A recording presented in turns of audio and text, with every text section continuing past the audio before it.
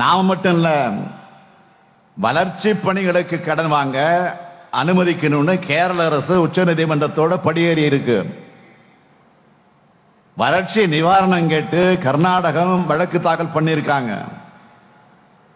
இப்படி ஒவ்வொரு மாநிலத்தையும் நிதிக்காகவும் நீதிக்காகவும் கோர்ட்டுப்படி ஏற விட்டவர் தான் பிரதமர் மோடி.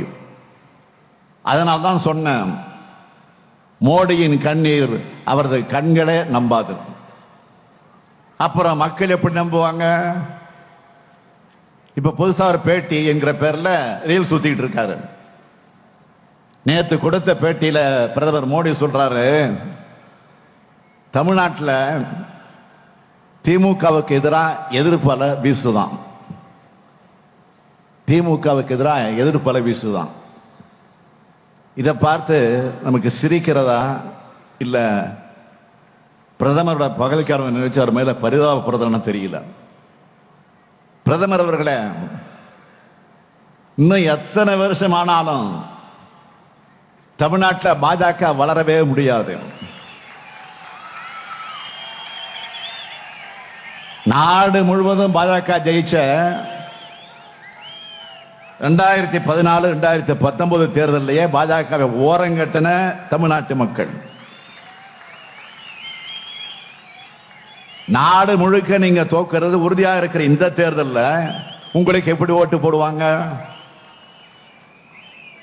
10 வருஷமா ஒன்றியத்தில் நீங்க தான் ஆட்சியில் இருக்கீங்க. ஆனா நீங்க பேசுற வாயில தான் பாஜக வளர்றதை தவிர களத்துல எந்த முன்னேற்றமும் இல்லை. அதனால்தான் கூட்டணிக்கும் உங்க கட்சிக்கும் ரவுடிகளையும் கலவரம் பண்ற எக்ஸ்பர்ட்ஸ்களையும் சேர்த்துட்டு இருக்கீங்க. இந்த லட்சணத்தில் பாஜக எப்படி வளரும்? நீங்க தான் எப்போ மக்களை ஏமாத்துவீங்கன்னு பார்த்தா, இப்போ உங்களையே தமிழ்நாட்டில் பாஜக ஜெயிக்கும்னு யாரை ஏமாத்துறாங்க?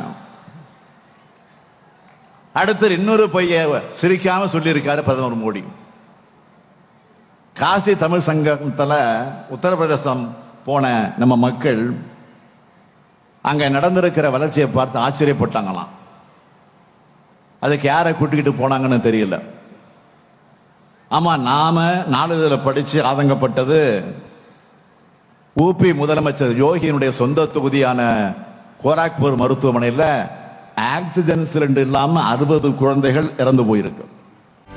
செய்திகளை உடனுக்குடனும் துல்லியமாகவும் தெரிந்து கொள்ள சப்ஸ்கிரைப் பண்ணுங்க.